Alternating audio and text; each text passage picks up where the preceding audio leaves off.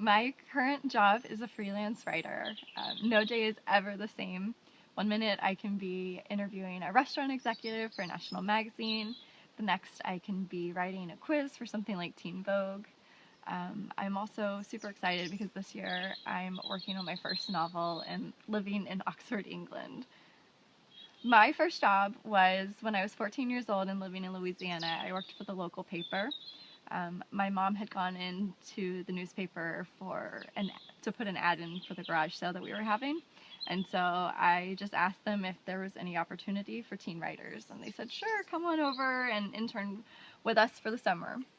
So during the summer, I also decided that I was going to pitch a column to them. So I wrote up a ton of different ideas and gave them a sample of my writing and asked them if I could write it. And they said, sure, go ahead. So I ended up writing a column called Teen Scene for 7 years, every single week. My first dream job was working at a national magazine.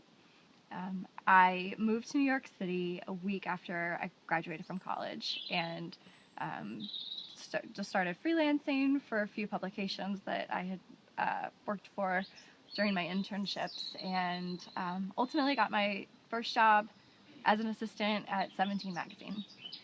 My advice for someone trying to pursue their dream job is to intern.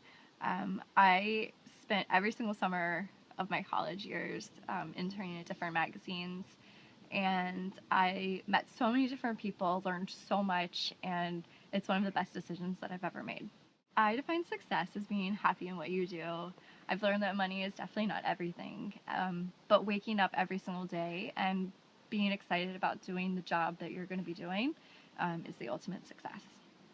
If I had to trade jobs with someone, I think I would pick one of the Today Show anchors. I think they have a lot of fun, or at least it looks like they do. But unfortunately, I don't think that I could wake up every day that early. My defining moment was meeting my mentor, Susa Rubinstein, who was the founding editor of Cosmo Girl magazine. When I was a teenager, I remember reading her editor's letters and just feeling a strong connection with her. So one day I was covering the Miss Teen USA pageant for the local paper and saw her on the Jumbotron because she was a judge at the pageant. So I ran down to meet her after the show, but unfortunately she was whisked away by security.